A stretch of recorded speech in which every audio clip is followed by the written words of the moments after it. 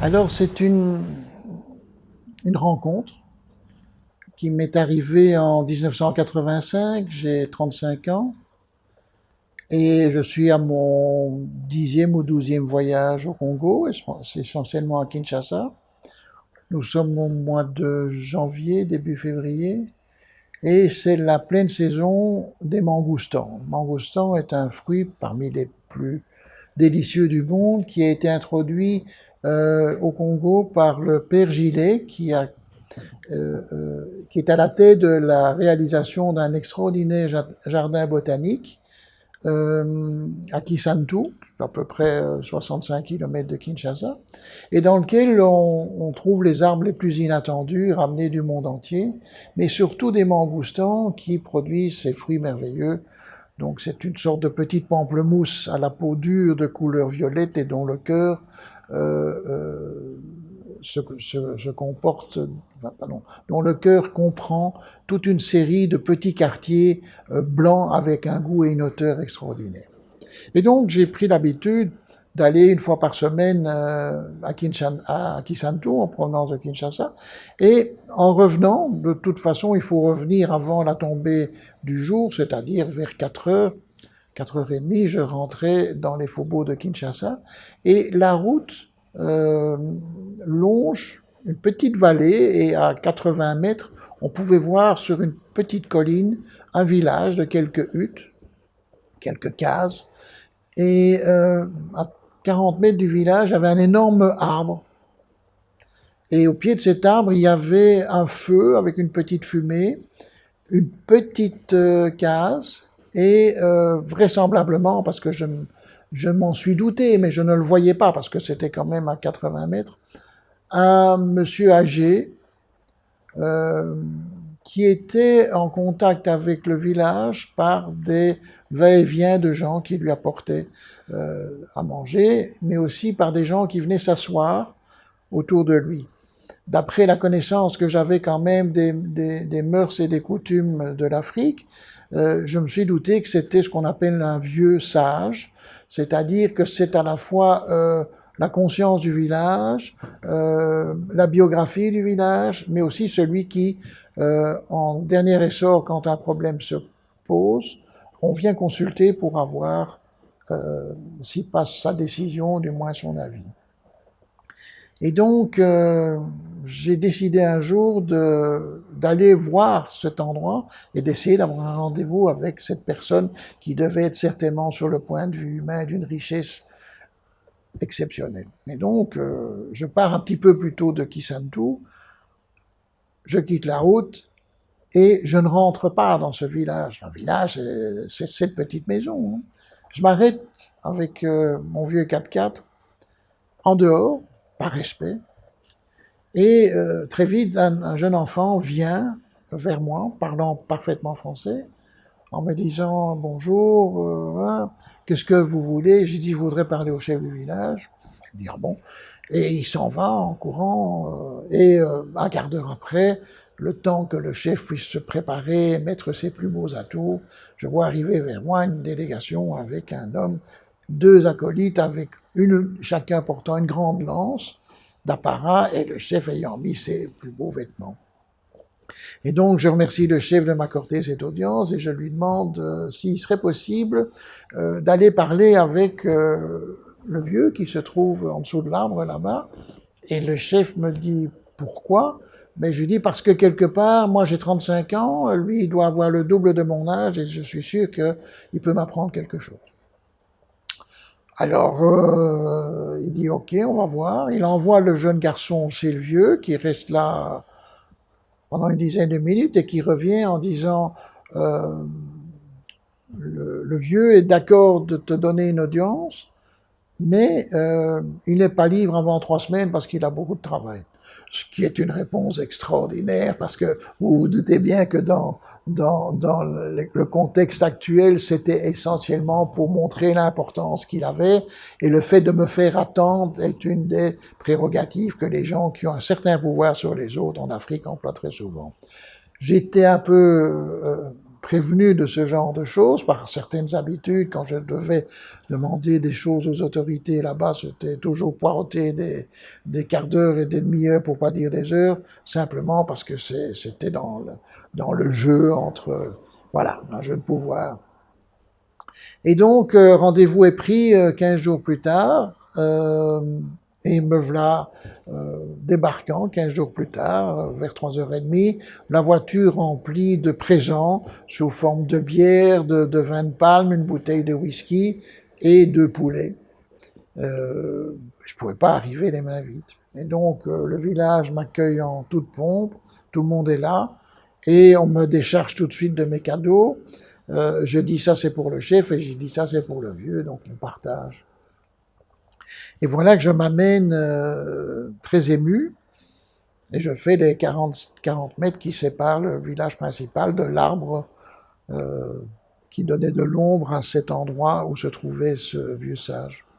Il m'accueille debout très gentiment, et il y avait une grande natte. Il s'assied par terre sur la grande natte et il me fait déposer un tabouret pour que je puisse m'asseoir sur un tabouret. Tabouret qu'avec beaucoup de respect et de calme, je refuse, en disant non, je ne veux pas être sur un tabouret, je veux être au même niveau que lui, parce qu'il n'y a aucune différence. Et j'ai dit, même si quelqu'un devait être sur un tabouret, ce serait plutôt lui. Ça le fait un peu sourire, ça l'étonne, et alors vient la question. J'ai oublié de vous dire que le vieux ne parle pas vraiment le français, parle mal le français. Par contre, le jeune qui est là va servir d'interprète. Donc je dois chaque fois poser des questions au jeune enfant, 14 ans, pour qu'il transmette au vieux. Puis c'est aussi comme ça que la parole doit circuler là-bas. Et je dis, voilà, est-ce que tu peux expliquer au vieux que quelque part, quand j'emploie le mot vieux, il faut que vous compreniez que c'est avec le plus grand respect. Quand on dit vieux au Congo, c'est vraiment c'est respectueux, quoi. Hein, c'est pas du tout comme dans notre civilisation, vieux, c'est souvent pas respectueux. Donc là, c'était un signe de respect. Et je lui dis, voilà, je crois que c'est quelqu'un qui est un sage, qui a un statut important. Moi, j'ai 35 ans, je suis intéressé par, bien sûr, l'art, mais aussi par les gens. Est-ce qu'il pourrait pas me donner un conseil, me donner quelque chose qui puisse me servir dans mes relations humaines avec les autres? Et le jeune enfant met un certain temps pour transmettre cette demande, parce que quelque part, c'est vrai que c'est pas une demande facile, c'est une demande surtout inattendue. Et puis après une longue réflexion, où le vieux reste silencieux, il se met à parler longuement à l'enfant, et il lui explique ceci. Quand un chasseur quitte un village, parce que le village a besoin de viande, il part très tôt le matin, avec lui, il prend du sel, de quoi boire, son arc et sa flèche, et il commence à se rendre vers les zones où il sait qu'il y a des animaux, essentiellement des ongulés du style antilope, gazelle, voilà. Et puis, s'il a la chance, près d'un point d'eau, il peut approcher suffisamment près une de ces antilopes. Ce qui lui arrive, il prend sa flèche, il bande son arc, il lance sa flèche, et il voit que la flèche rentre dans l'antilope, mais c'est rare qu'un gibier tombe avec une flèche parce que l'impact n'est pas suffisant. Et donc l'antilope s'encourt, et il voit qu'elle s'encourt, et il sait qu'elle va rentrer dans la forêt, et il sait que dans la forêt, elle va aller vers l'eau. Ça se passe dans tous les pays du monde, les gibiers blessés rentrent sous couvert et vont près de l'eau. Et en général, s'ils sont mortellement blessés, on les retrouve au bord de l'eau. Et donc, l'antilope s'encourt assez loin, et il est déjà tard, et le chasseur se rend compte qu'il ne va pas pouvoir rentrer au village. Mais il ne veut pas perdre son antilope. Donc il doit obligatoirement passer la nuit là. Alors on ne passe pas la nuit dans la savane, en Afrique, on va se protéger. Et où est-ce qu'on se protège? On se protège en montant dans un arbre pour éviter de faire des mauvaises rencontres au niveau du sol. Donc il trouve un arbre et il monte plus facilement dans l'arbre parce qu'il a la chance d'être par une nuit de pleine lune. Et il s'endort dans une fourche, et vers 2 heures du matin, au plus profond de la nuit, le sol se met à trembler. Donc il est réveillé par des vibrations, par des bruits de branches cassées. Et tout ça, cet enfant m'explique en continu, hein, donc il avait vraiment capté la parole du vieux, il avait traduit, il me rendait ça d'une façon très étonnante. Et puis, le chasseur ouvre les yeux, et il a peur parce qu'il entend un vacarme se rapprocher, et très vite il sait que ce vacarme ne peut être procuré que par un éléphant. Et donc c'est un vieil éléphant qui se balade la nuit dans la forêt, comme le font souvent les vieux éléphants, et particulièrement les solitaires. Et cet éléphant avance, comme il est dans l'arbre en haut et que l'éléphant est en paix, il renifle plutôt les odeurs qui sont au niveau du sol, donc il ne détecte pas le chasseur caché dans l'arbre, et puis même s'il l'avait détecté, ça n'aurait pas été un problème parce que ça n'est pas l'odeur que l'éléphant craint le plus, du moins à cette époque-là, mais plutôt les autres animaux, style félin. Et l'éléphant se rapproche de plus en plus de l'arbre où se trouve notre chasseur, à un tel point qu'il se retrouve capable presque de toucher le sommet du crâne de l'éléphant. Et il le voit particulièrement. Et puis l'éléphant se met à frotter contre son arbre, comme les éléphants font souvent sur des vieux arbres pour se gratter un petit peu. Et là, le chasseur, passé sa première frayeur, se rend compte qu'il n'est pas en danger, et il regarde cet éléphant comme jamais un chasseur n'a pu voir un éléphant d'aussi près. Il est à 20-30 cm.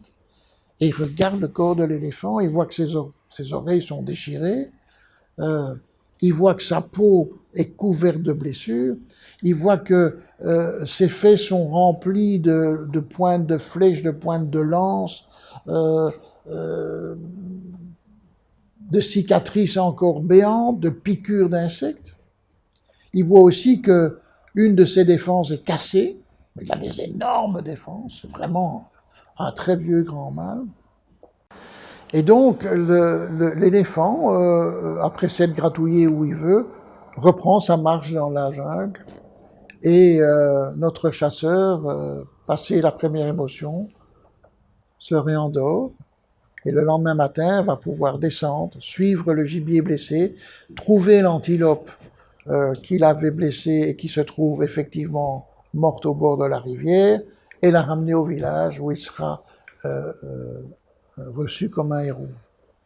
Alors je regarde l'enfant et je lui dis, c'est une très belle histoire, mais je ne comprends pas très bien la finalité, le sens profond. Alors il repose la question au vieux et il dit, il donne la réponse au jeune enfant qui va me la retransmettre, il dit, voilà, les vieux éléphants qui se promènent la nuit dans la forêt avec des énormes défenses ont le corps couvert de cicatrices, les oreilles déchirées, souvent une défense cassée, les fesses couvertes de saguets, de pointes de lance, des blessures partout. Il dit, les vieux éléphants sont comme ça, les autres sont morts.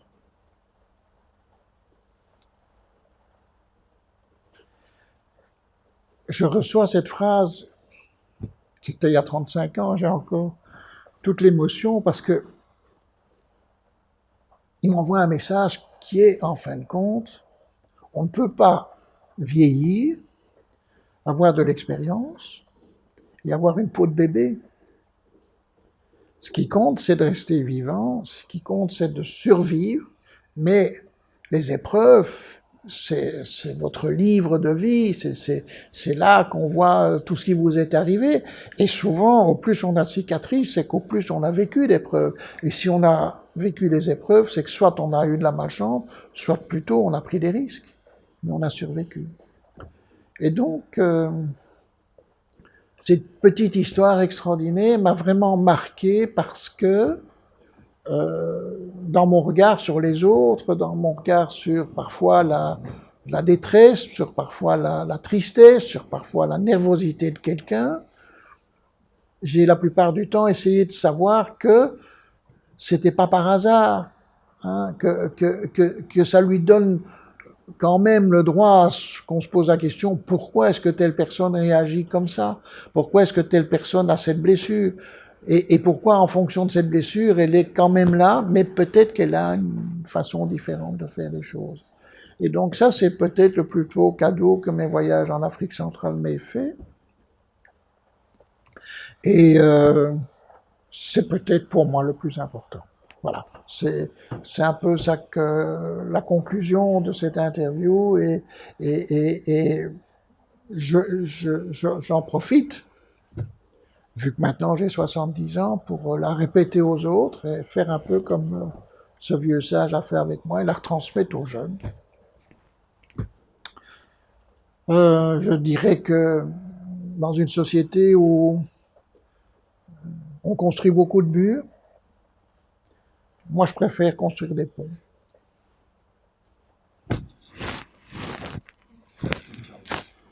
C'était parfait, excellent. Oh, oh, yeah, yeah. Yeah, yeah, yeah. Oh, oh, yeah, yeah. Oh, oh, yeah, yeah. Yeah, yeah, yeah.